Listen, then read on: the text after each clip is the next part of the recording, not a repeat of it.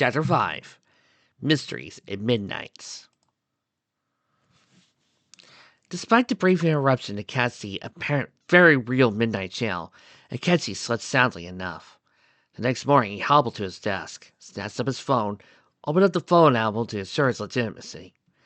When he was greeted by the photo of a CRT television, scan lines included, the image of that short-haired adult woman in silhouette, he blew a sigh of relief. It was real. He had photographic evidence of it being real. The beginnings of a smirk took form. Outside, he could hear the gentle splattering of rain. If it persisted throughout the day, there was a chance he'd see it again tonight. Perhaps even the next night. Yes, Goro Akechi could be one of the first to potentially chronicle the existence of one of Inaba's growing number of supernatural phenomena. If he could convince his future roommate to not touch the village television at midnight, so the TV was powered off in advance and, well, he had seniority. That meant it was his domain to lay out the ground rules and that Mystery's nephew's role to follow. But the nephew. Ketsy's gaze wandered to the bedroom door. If he hurried downstairs, would he be able to catch Tojima before work? As he pondered rushing down there, Nanako called, "This is me!" "Ah, just a moment, Nanako-chan." Convenient timing, perhaps? Either way, he shuffled down the steps. Thankfully, when he arrived, he found both Nanako and Jojima at the table. The customary strawberry jam awaited by an unoccupied plate as per usual. What would be nephew's preferences be? If he too favored strawberry over blackberry, the supply would diminish faster. Inconvenient, but Junes was within walking distance. Either way, he had to share other facilities. The shower, the bedroom, the couch, the desk, the TV.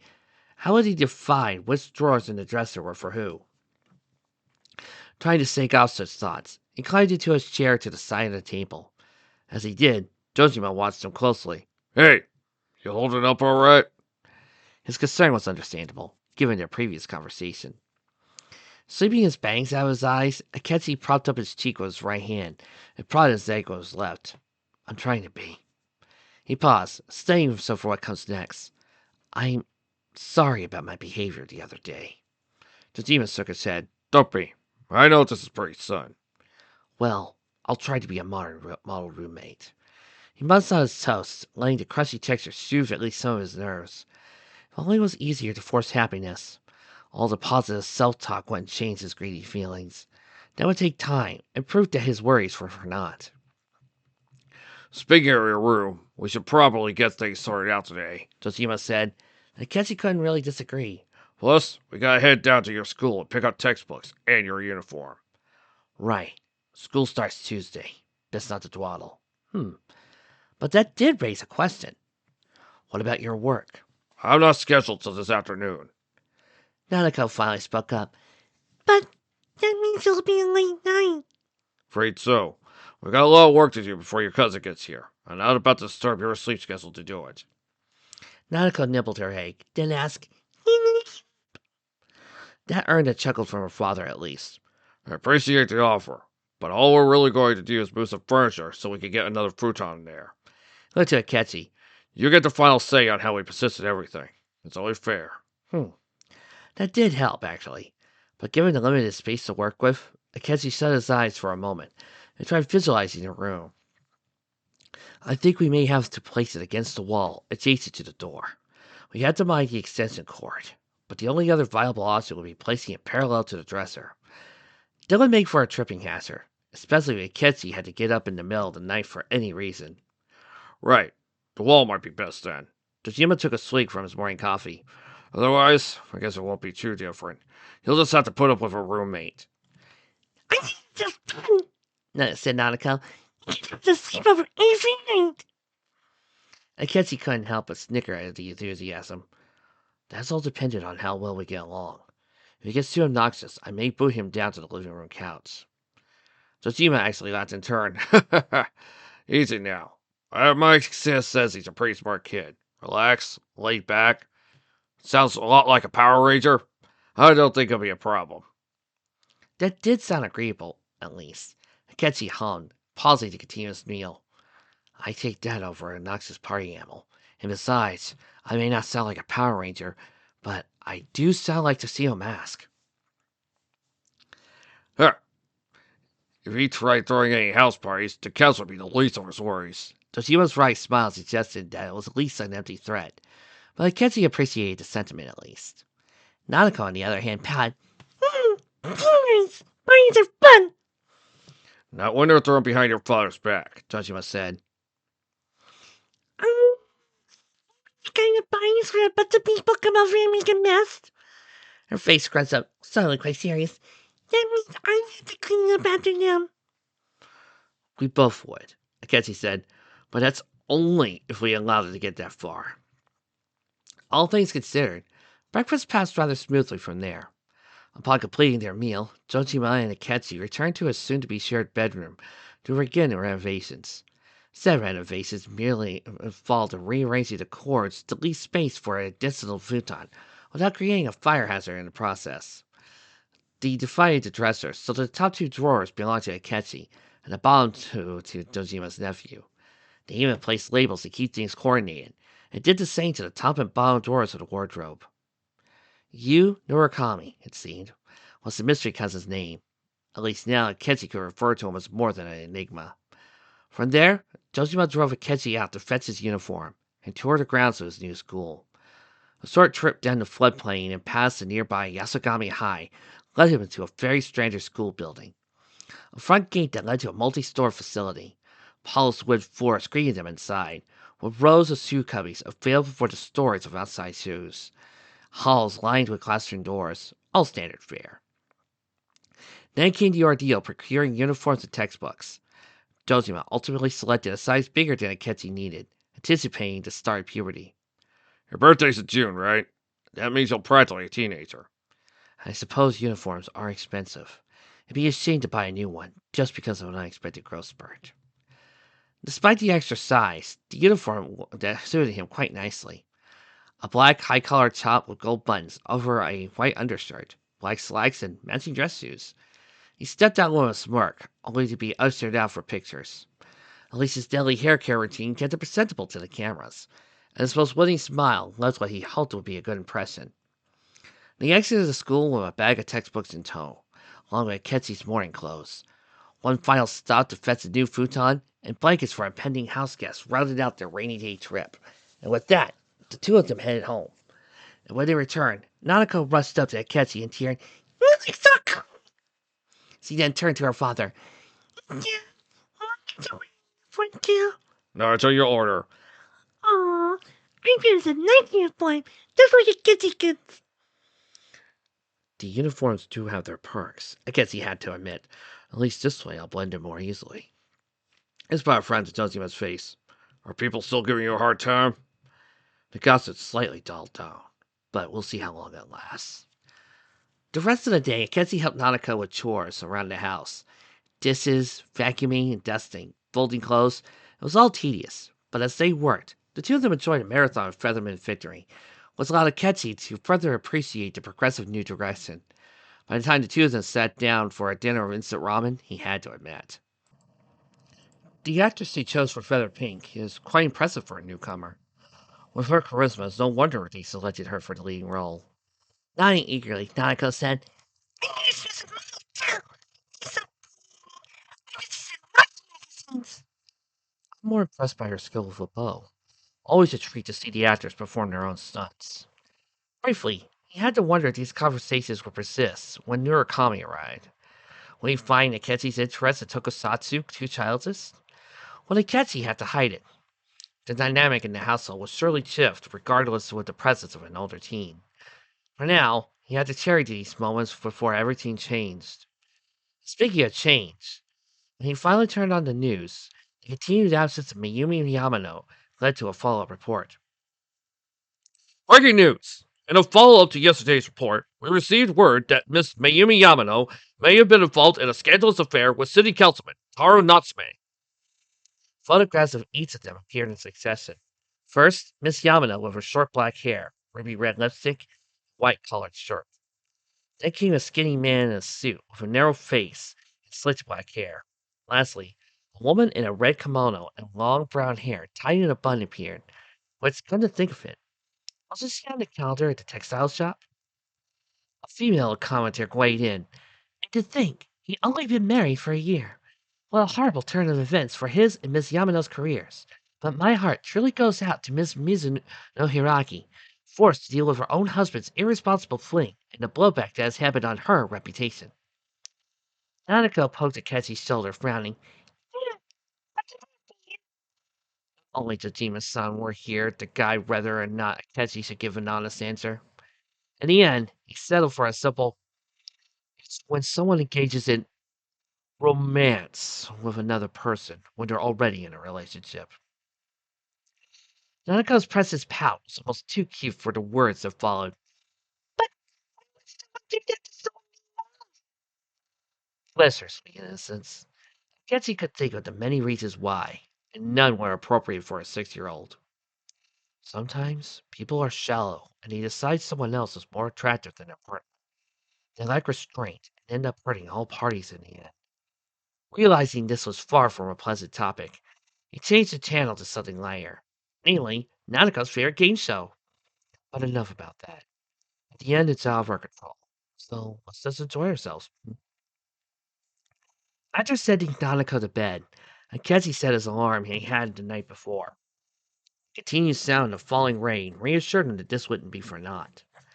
Just like the previous night, he rose to the couch with his phone camera at the ready to capture the midnight channel.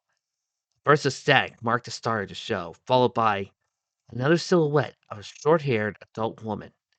Said silhouette then sharpened, gaining clarity. White-collared shirt, red lipstick, down brown eyes. And once again, the persona music is playing in my head. Kenzie snapped a photo, though the details are still fake. There's no ignoring the striking similarity to Mayumi Yamano herself. Snapping his phone shut, Kenzie growls, "My soulmate is not Miss Yamano." Disregarding the scandal, she was an adult. He was 12, and why would he be interested in a woman like that anyway? Even girls his own age didn't catch his eye. He had more important things to do. There had to be something else going on behind this broadcast. Something besides frivolous matchmaking. Morning marked the final day before Yu Narukami's arrival. Akechi awoke with a laugh. The new futon lay rolled up against the wall, waiting to be claimed. Soon, he had to endure the fuss of a new roommate, moving in, with however many belongings he packed for the ride. As the second to last day before the school year started, it also marked one of the few days left for Nanako to play with her fellow 6-year-olds before the new semester. She said on her way out the door. So once again, Katie found herself alone. He spent the late morning flipping through his textbooks on various subjects to get a head start in the coming term. Mathematics, social studies, Japanese language, science, and English. All standard enough fare. Algebra, substances, reactions, force, the solar system. Moral education made him roll his eyes. When given the choice between home economics and industrial arts, he chose the latter to avoid disastrous outcomes. Once he skimmed to his satisfaction, he stepped out to clear his head. After 2 rainy days, a simple cloudy day sky greeted him. Unless the rain returned that night, he had to put in his documentation at the Midnight Channel. Instead of his surprise then, when he passed by the bookstore and found a familiar, aspiring poet muttering to herself, "Raindrops fall like beads of sand, beckoning of fog. Time is ticking. Shadows." Betsy approached. "Son?"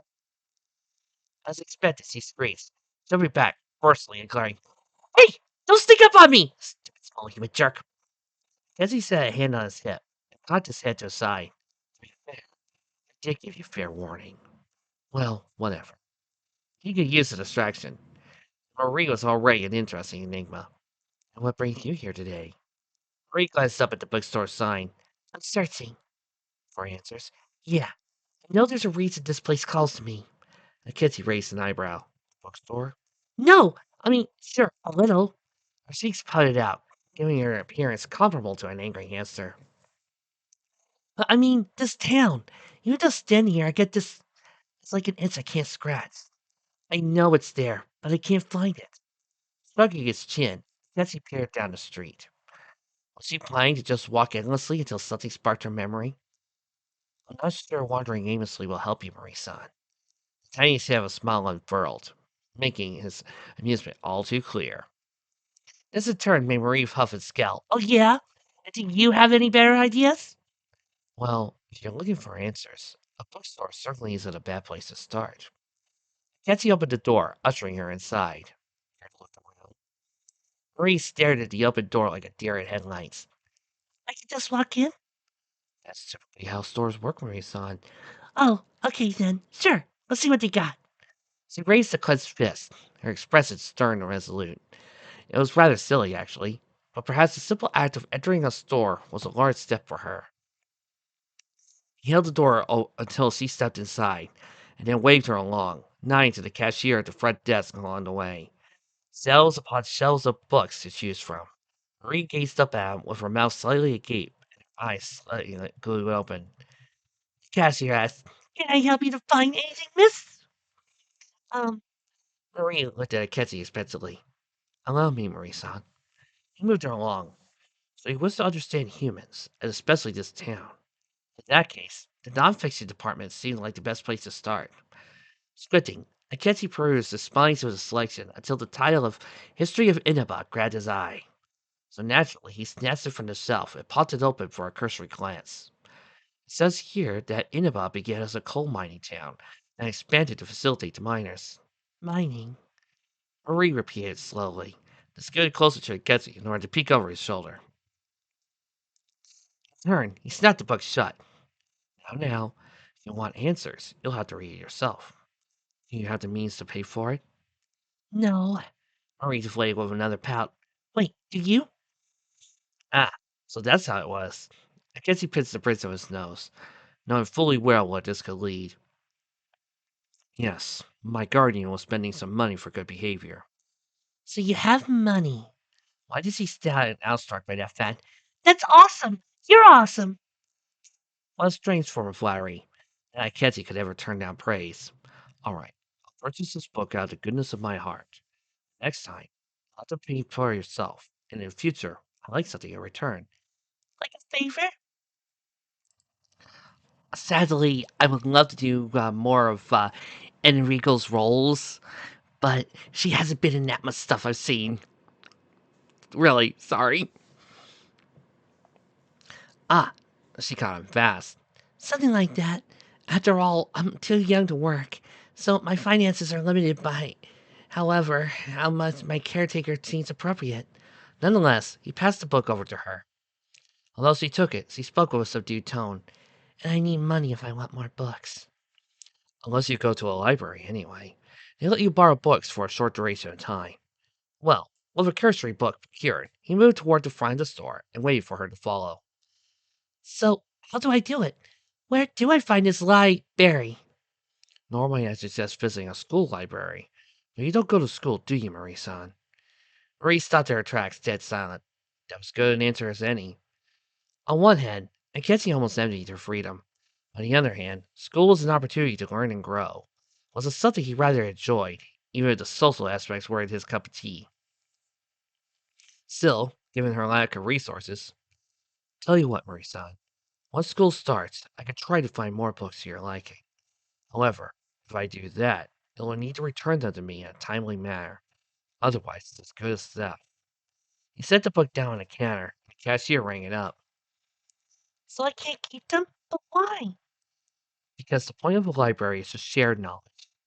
If there's a book, you return it so someone else can broaden their horizons as well. The cashier paused just long enough to pay the cashier. But it should keep things lively in that room of yours. A book makes things lively? How do you figure? He moved towards the door, and Marie thankfully followed. It stimulates the mind, it chases away boredom. You are bored, aren't you? She sighed, but nodded all the same. Once they stepped outside, she tucked her book on her shoulder, bag, and said, It's too quiet. We're waiting for someone to make a contract, I guess. Odd. But then again, what about Marie wasn't at this point?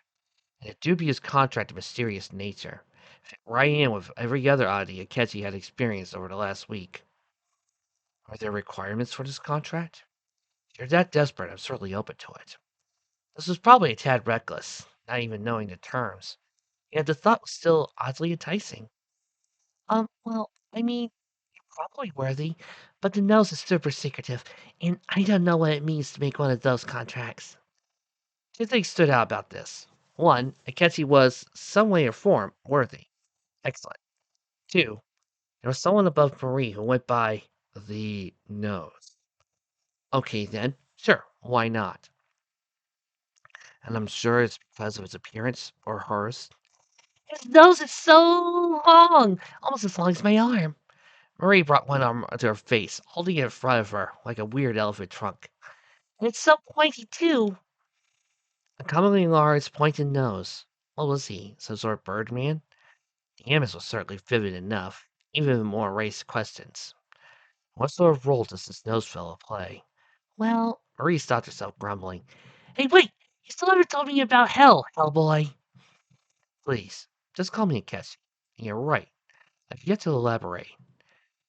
Though he'd argued that buying her a book more than made up for that. The Marine wished to hold her secrets hostage. The most he could do was barter. So grinning, he said, well then, perhaps when we next meet, I'll find you a nice little book to sate your hellish curiosity. Wouldn't that be nice? Fine, but you better not forget it. I think you'll find I have a sharp memory, Marie-san. He tapped his head for emphasis. All I ask in return is that you put in a good word for this nose fellow. You spent your money to give me a book. Of course I could put a good word in. Oh, that was a simple smile on her face. A rare sight, to be sure. We could trade that good word for some kind of help.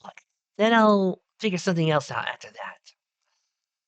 Well, that's time anyway. You still have to read this book. I have plans. Frowning, Betsy faced the direction in which he came. We'll have the new household guests arriving tomorrow. School starts the next day. So you'll be busy. Very. But I'll survive.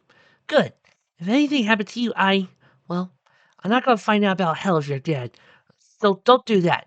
Die, I mean. Laughter stuck out at Ketchy, despite his best efforts to clamp his mouth shut. Said laughter brought forth another puffy cheek pout, and Marie stopped her foot. Laughter snuck out at Ketchy, despite his best efforts to clamp his mouth shut. Said laughter brought forth another puffy cheek pout, and Marie stopped her foot. You jerk! I'm trying to be sincere. You're laughing about it? Apologies, Marie-san. It's just, you certainly have a way with words. This better not be about my poems. It's not. But I trust you found suitable inspiration. Even if I did, I wouldn't tell you. In an attempt to mitigate potential shouting match, Akechi held up his palms and said, all right, all right. I won't pry you any longer. You just enjoy the book, and I'll see you with another in the near future. Good. You do that. I'll just be over here, reading and stuff. Another uneventful evening flew by. While Nanako excitedly talked about how she and her school friends hunted bugs, Akechi simply listened in, watching the forecast between follow reports on the Naname and Yamanato affair. No rain tonight, but expected the night after. So this would be a night without the midnight channel then. Come morning, Akechi took one last look around his room, soon to be shared. He sat on the couch, watched a few morning reruns of Featherman Victory, and spent the day alternating between house chores with Nanako and drawing beside her. She held up an adorable image of what he assumed was herself and himself dressed in Phoenix Ranger costumes. Nanako was rainbow colored, while Akechi was silver with a glowing sword. Rainbow is unconventional. Akechi admitted with a small smirk. I'm guessing you couldn't pick a single color? There's too many good ones. I didn't want to replace one of the actual Rangers because no one would see it. Well, a little imagination never hurt, I suppose. It's just for fun. He wasn't about to criticize a 6-year-old's old scene, was he seemed so proud of the art. Never let that creative spark die, Nanako-chan. He stopped to peek at his own page, which was full of elaborate sketches with fantasy swords, laser guns, and a few feathermen in rough gestural poses. So I can draw stuff like that all that. Tsujima returned in the early afternoon. Evidently, Yuna Kami was set to arrive at 4 p.m., so while they waited for the time of arrival, they watched the news once more. Unknowingly, the top story was more of the same. The scandal involves the Enka star Mizuzu Hiragi preparing to tour overseas. Taro Natsutame, a council secretary in the Inaba region, who she married just last year, is now under suspicion of having an affair. What's more, his rumored mistress is the well-known TV announcer Miss Mayumi Yamano. I guess he couldn't dismiss how Mayumi Yamano kept coming up not only on TV, but among passerby in town. The scandal had become talk of all of Inaba, eclipsing Akechi's sob story. On one hand, this meant fewer eyes on him. On the other, their parents' social obsession with the scandal was as irritating as hell to overhear. At a couple of minutes to 4, Dojima drove up to the train station. Just the time it seemed, as the voice of the intercom announced the arrival of the train for Tokyo. Only one passenger stepped outside the station. A tall teenage boy with silver hair and a bowl cut, matching gray eyes, and a gray and black school uniform that was a dead ringer for the local Yasukami High students. He carried a duffel bag over his shoulder and slowly plodded toward the stairs. Oh, funny story, guys, about you and Johnny on Boss. I actually did get Johnny on Boss to sign my copy of Persona 4. And me and my brother actually went over to him wearing our rider belts, and he actually asked us if we knew how to use them. Yes, we're that kind of a geek. Then Dojima called. Hey, over here. The mysterious boy's eyes blinked wide open, and he jogged down the stairs. Dojima stepped forward with a smile, while Nanako awkwardly hovered between Akechi and her father. To his credit, Akechi kept a calm expression aside from a slight harrowing in the eyes, while he sized up the stranger. Uncle! The boy greeted with a smile, confirming his identity as Yu Murakami, and that's... Let down Akechi, smile still in his place. You're the foster kid, right? Correct. I'm Goro Akechi. Well, best to wear his most pleasant smile to mask any simmering animosity. It's still hard to get a read on a stranger. Perhaps this was time to poke and prod, and tears will be rooming together for the next year. A whole year without true privacy. So, how would he handle it? Apparently by ducking his head, slightly wincing. Yeah, sorry for the inconvenience. He seemed modest. Why was that so infuriating? Anyway, the name's Yu Murakami. He extended his right hand to shake. On another note, whenever we do Super Robot Wars and I'm reading the voices, I'm always the Johnny on Boss. Weird. When Akechi extended his left, Yu blinked, then pulled back one hand and flavored the other. Good enough for now. Akechi accepted the handshake and forced out a sugary sweet. It's a pleasure. Seemingly satisfied, the Murakami boy pivoted towards Nanako, was right behind her father. In response, Dojima said to her and said, What are you shy for? "What?" Nanako smacked her father's butt. A surprising response for a girl who was so ordinarily so sweet. Ow. I better not get on her bad side, said Hugh. But man, it's been a while, huh? I'll say. The last time I saw you, you were practically still in diapers. Interesting confession on Dojima's part. They hadn't seen each other in so many years. They meant Murakami had no history with Nanako in that. Potentially, Dojima had spent more time overall with Akechi than his own nephew. Akechi couldn't help but grin at the little prospect. Was it petty? Yes. Did he care? Not particularly. If you notice, he did bring it up. He made his sights on his uncle. And now you've got two kids under your belt. Interesting as well as he spoke as if Akechi was one of Dojima's own children. Dojima looked down at Akechi. Yeah. Had to pry this guy out of an abusive home, but I think he'll start coming out of his shell. How embarrassing. Akechi looked away to hide a slight blush brought on by that little comment. Thankfully, Dojima shifted his attention to his daughter soon after. Hey, now, why don't you yourself here too?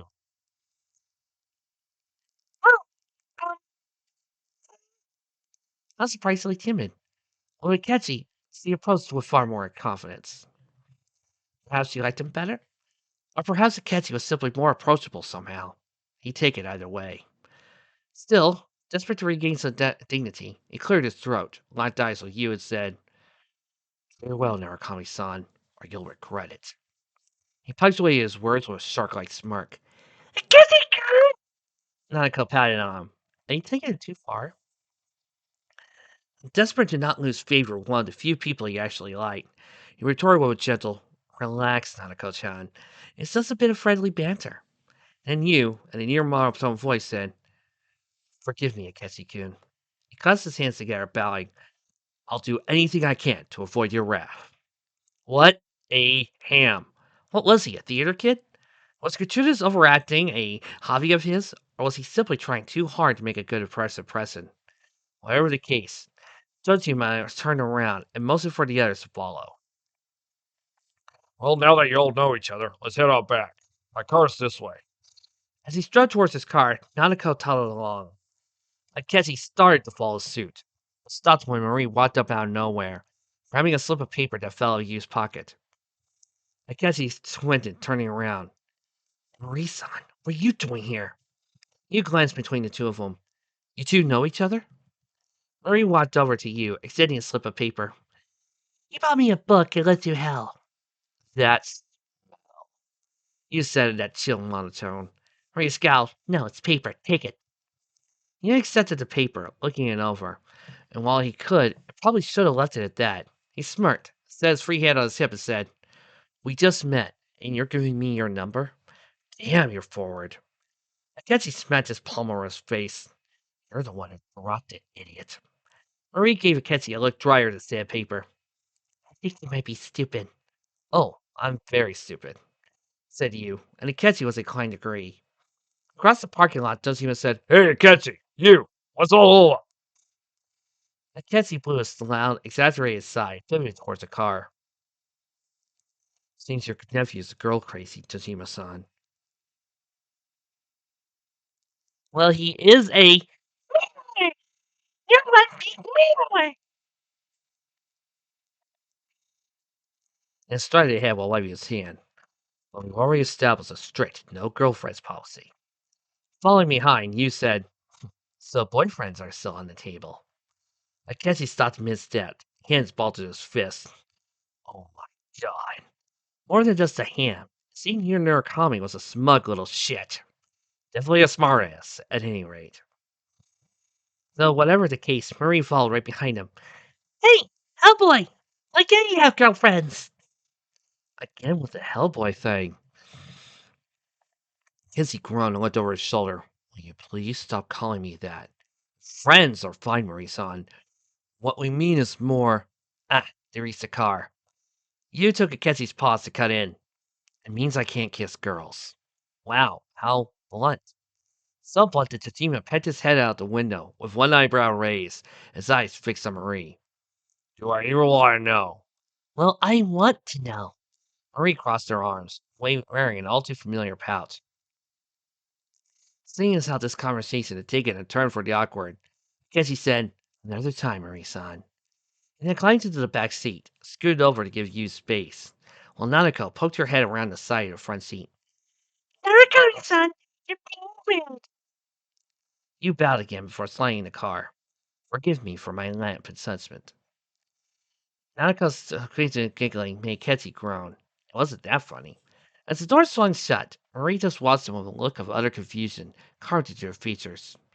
When the car took off, she just stared and stared until she became a tiny dot in the rearview mirror. On the way, the radio chimed in with another news report. Ballad singer Mizuzu Igaraki's new husband, Taro Narutame, secretary of Inaba City Council, is battling accusations of adultery after news broke of an alleged scandal with a female reporter. Please stay tuned for further information on iTelevision tonight. Cassie stared. More on the scandal. I think it's finally eclipsed me as the talk of the town. Mauricio Frontico visited. "Dad, what's it about to..." Zima stuck in a sharp breath through his teeth, tensing. Don't worry about it, sweetheart. "What are you gonna do?" I'll tell you when you're older, okay? Rather than let the subject carry on, he cast a quiet glance at you. So, how you feeling, kid? I know this was a pretty big change. You shrugged, back to his calm deadpan. "Can't be helped. Thanks for taking me on such short notice." Hey, might be the first time taking a kid out of the blue. I don't think it'll be good for him to have someone close to his age around the house. You just had to lock eyes with Ketchy again, didn't he? He just had to smile, too. How old are you? Well, fine. Ketchy could play this small talk game, too. 12. Turn 13 on June 2nd. Nice. So you're starting at middle school, huh? Yes. It'll be an interesting and formative experience, I'm sure. You chuckle. Middle school can be tough. Hormones start kicking in. Everyone's eager to prove themselves. Yes, puberty.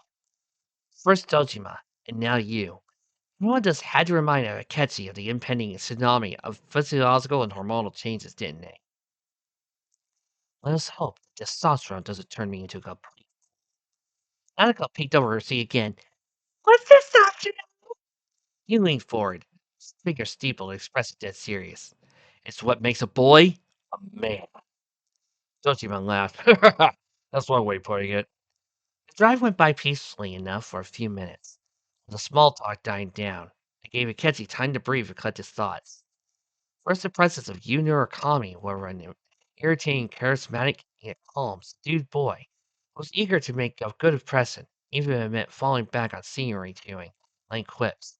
It felt kind of fake, to be honest. So that could have been Akechi's own skepticism, selflessness talking. Or it could be simply that Yu Murakami was a complete weirdo. Fortunately, such thoughts and observations screeched to a grinding halt when Nanako broke through the silence with a "Dad, gotta go!" Jojima groaned. "Wait till we get back." Sighing, Jojima drove them into the Moel gas station. As the car coasted to a stop, as he peered out the window, where that same gas attendant from the other day watched with a piercing gaze. Then he walked up to the front and said, "Hi, welcome to Mole." Uh, Jojima said before glancing at his daughter, "You go open the bathroom by yourself?" The attendant said, "It's in the back to your left. You know which way's left? The side you don't hold your chopsticks in." Actually, I guess he said, "I do hold mine in the left hand." "Oh, so you're a lefty, huh? You don't see that every day." When Nanako slipped out of the car, Jojima and Yu followed. Jojima asked the attendant to fill up the car, while he stepped out for a smoke. That left Akechi in the car, and Yu hovering beside it. Wasn't long after that the attendant struck up a conversation with Yu. Akechi watched closely, curious to see what would come next. "Speaking of which, we're actually looking for part-time help right now. Give us some thought. Why don't you? We don't mind if you're a student." The attendant extended his hand. Hughes stared for a moment, then accepted the handshake. "Sure, might be good to have some extra cash." When the attendant released Hugh's hand, he glanced at Kenzie for a moment, then said, "Oh, I should get back to work." Seconds after he walked off, Hugh grunted, bending over and grasping his head. That was strange. All he'd done was shake hands. Why would that, of all things, prompt a severe pain response? The attendant had already disappeared unexpectedly on the night Akechi met Kanji. Something was off. Fortunately, there was no time to investigate before Nanako rushed over to Yu's side.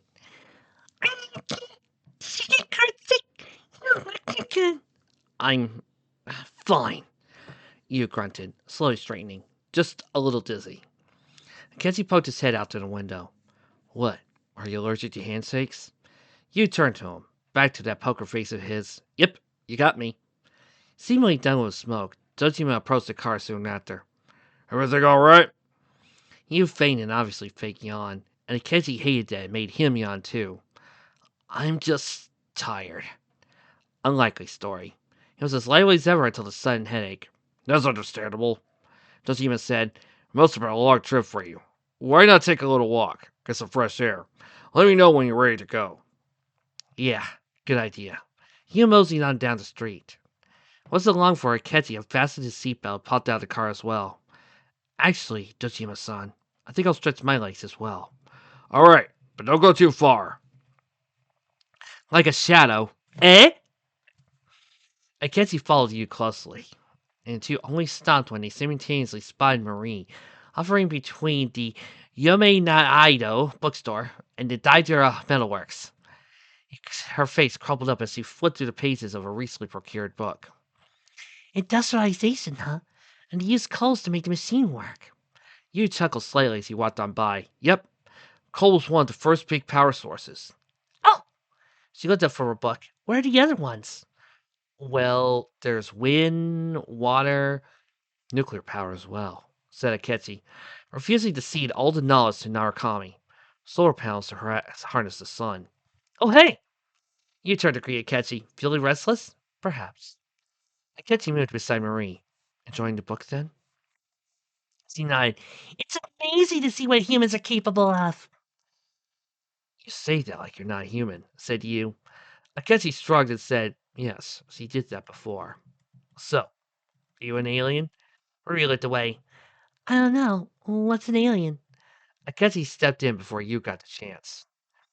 They come from space, if they truly exist at all. Oh, I don't think that's me then. Moving beside Akechi, you leaned in to whisper, so, what's her deal exactly? Akechi whispered in turn, I wish I knew. So to speak. Hurry up. I'm right here, you know. Stupid jerks talking like I can't hear them. Ah, so you had a fair point. It would be hypocritical for Akechi to complain when the local gossip about him and Akanji nearly driven him up a wall. We should probably give her some space, Comment-san. He was trying to read after all. Yeah, you listen to Hellboy. He's smart and has money. The way you bit his lip suggested he was suppressing a laugh. Just this once, though, I guess he would tolerate the Hellboy nickname. Marie was, after all, on his side. This implicitly meant that he was still the more impressive of the two, despite his younger age. Pleased with his outcome, Akechi lifted his chin and puffed his chest slightly, in a sort of raw charisma confidence. Then you just happened to open his mouth. All right, Hellboy, we shouldn't keep your dad waiting. His dad. Before Akechi could fully process that, you stride toward the car, stupidly nonchalant. Damn it, Narukami! Akechi bolted after him. You do not get to use that nickname! When they finally arrived home, all four of them took their places at the table. To celebrate the new arrival, Dojima purchased four sushi bentos and selection of drinks to share, alongside a large bottle of oolong tea, where several assorted bottles and cans of soda to choose from, including melon soda, peach ramune, and strawberry ramune for good measure. All right, let's have a toast. Dojima said, raising his glass. Nanako and Yu did the same, while Akechi slowly following. Thanks for doing all this, Yu said. They all clinked their glasses together. After sipping his melon soda, Akechi said, moving around is hardly pleasant. And messy left quite a bit behind. Yu slumped, sighing softly. Yeah, the friends back home would probably go nuts in a town like this. He set his glass down, but I think I'll get used to it. There's this one girl, Haru. She would probably be fine, though. She's so soft-spoken and sweet. There's your 1% of 5 reference. Enjoy. How lucky he was to live a life where his friends even had the luxury to complain about. Heaven forbid a small town in the boonies. Mackenzie scoffed. City life isn't everything. Crime rates are higher. Poverty is pervasive. All these considered, I'd rather feel comfortable in a place like Inaba. This was another test, another opportunity to gauge the newcomer. At first, he just simply popped a piece of shrimp sushi in his mouth, and after swallowing, he finally spoke up. So, you're a city slicker too, huh? Akechi leaned over the table, eyes locked on Murakami's. The city tuned me up and spat me out. Then proceeded to stomp all over me. You visibly recoiled. I see. He avoided Akechi's razor-sharp gaze, though before the turn of his head, Akechi saw the very moment his smile flipped upside down. It must have been privileged after all then, as only silence followed. At least until Dojima cleared his throat and said, Guys, you're scaring Nanako. Tone it down, won't you? only then did Akechi notice the way Nanako hunched over her food, poking at a piece of salmon. Both you and Akechi spoke in unison. Sorry, Dojima-san! This seemed to relax her a little at least. For long, she perked back up and looked at you. So, how come your parents took you away? It's their jobs. Sometimes you gotta travel out of the country. This time it's just a little longer than usual. Still, there's a lot for Annie to deal with, Dojima said, guess that's one thing you two have in common. if we're being generous. Akechi forced another smile, keeping his voice as light and pleasant as possible. I suppose our time together will be a learning experience for all of us. I'll say. The exasperation was practically leaked from Jojima's lips, and he rubbed his temple. Just try not throwing wild parties, okay? If you can help around the house, it'd be a lot. Just don't feel obligated to do anything crazy. Would it help if I cooked? You asked, and great. So he was a cook on top of everything else. Her feel squeezed a lot, though, Jojima. Hey, at least some of us can. We were stuck eating takeout side dishes for a while. Bringing a hand to his chest, you bowed again and said, Then I'll do my part, bringing you all the best true culinary bliss. I guess he thought the urge to roll his eyes. Home cooked meals did sound appealing, admittedly. It was half as good as he claimed. One more thing. The loud blaring of the telephone cut them off before he could get another word in. Tajima hustled over straight away. Toshiro speaking. Paused, listening. Yeah? I see.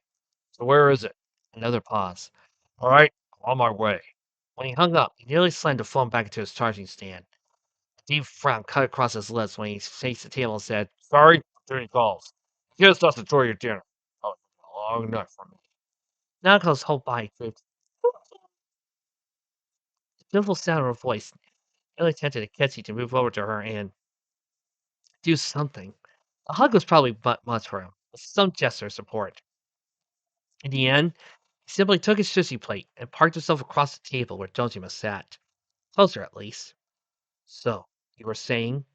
Right, ground rules. Akechi was going to establish some ground rules. With that in mind, he cleared his throat. Please don't watch television while I'm sleeping. In fact, refrain from turning on the TV around midnight on rainy nights. That's oddly specific. Yes, well, I have my reasons. A weather report practically punctuated his request. With storm clouds approaching from the west, expect rain throughout the day tomorrow in most areas. Nanako poked her remaining sushi with her chopsticks, testing her elbows on the table and holding her cheek up with her left hand. Hey, it's gonna be okay. Yu's voice was so soft, soothing. Akechi hated how gentle he came across. Your dad's a detective, right? Nanako nodded slowly.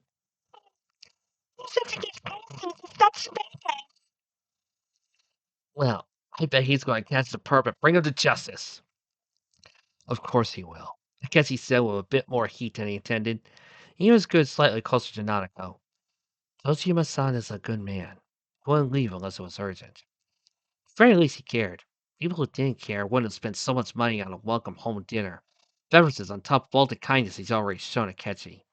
Surely, this affirmation would ease Nanako, at least a little bit.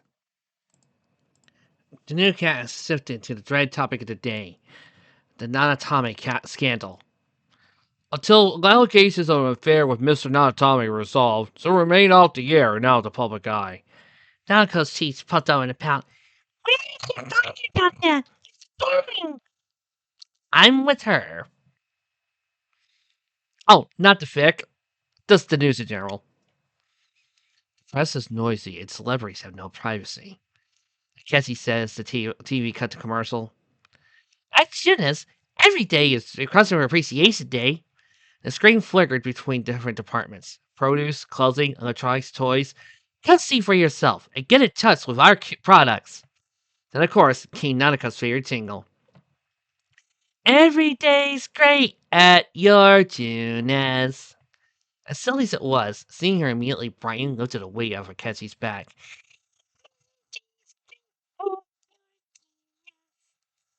Cheers seemed contagious as you chimed in. Didn't think they had Junas out here. It's recent, said Akechi, but Nanoko-chan is quite a fan. I'll have to take her again when I get the chance. Nanako just had to ask. And that was hardly ideal. Does she really value Narukami that much already? Not to disappoint her, he forced out a, We'll see what we can do, Nanako-chan. After dinner, it was time to get ready for bed. School began in the morning, and with the sound of rain beating down outside, it meant the inevitability of the midnight channel. As he entered her room, Akechi claimed his futon and sat down cross-legged. This is my bed. Since there's only one desk to study, I suppose we'll have to share. Or one of us could use the table. As for the television, we'll have to take turns, won't we? Although I strongly request you not watch anything obscene, given I'm still a child, and I would rather avoid any further loss of innocence. He flared his eyeglasses and tilted his head in order to play up the non-existent innocence.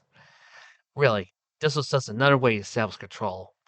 Irritatingly, you took it a little too well, bowing and said, "Yes, senpai. I will humbly honor your request." As a side note, Yu's kind of my favorite pro tag.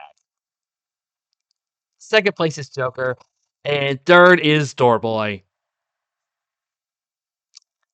I can hear about 1,001 people screaming spoiler at me for that one. But I'm sorry, Persona 3 has been out for years. It's just got a remake. I think we all know what happens at the end. Still brings me back to watch. Senpai, how patronizing. Given that you was the elder. Well, whatever. And Akechi was the senpai here. That meant more room to establish rules. I also understand you're a teenager. Thus your hormones override your brain. But please, if you must do anything to... Ugh, how can you put this elegantly? Tend to set urges. I ask you to do so elsewhere. There's a grade schooler in this house, and the less she hears, the better. His face burned bright red, and he gulped and tittered. Already know about that stuff, huh? My mother was a sex worker. Cold, blunt to the point. Did I do it? That quick smile, the slight wince. Oh, how satisfying it was all to behold. Moving on. I'd like to know in advance if you bring your friends over. Seeing how this is a shared room, it may behoove you to meet in more open spaces, where there's less likelihood of conflict of interest. What else? Suppose in a case of emergency, we should have each other's contact info. He went out his phone to show his number, but I'd rather you only call if there's a reason, seeing how we're still strangers. Yes, senpai. Understood, senpai. He dug his own phone from his pocket, and the two exchanged numbers. The whole time, Mackenzie picked back the urge to snarl about Yu's stupid senpai comments. No, screw restraint. You're doing this to annoy me, aren't you? Yu once again brought a hand to his chest. No, senpai. You're the one graciously sharing your domain. I only wish to honor your seniority and... Mackenzie sneered. You can cut the crap, Narukami-san. It's really not that funny. Right. You fell silent at that, moving over to the couch and skipping the remote off the coffee table.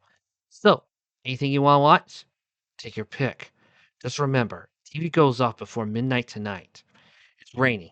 There's something I'd like to see. Wasn't long before you passed out.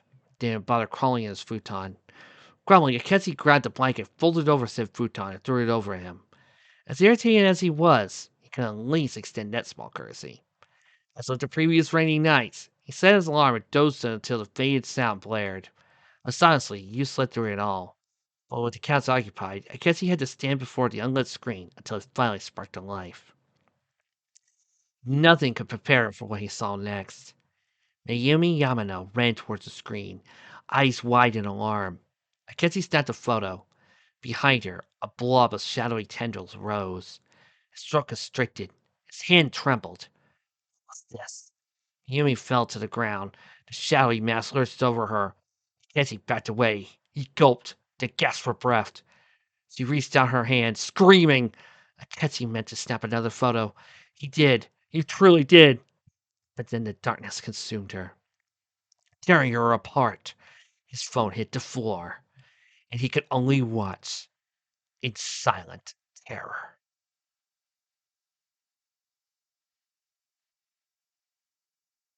Ah!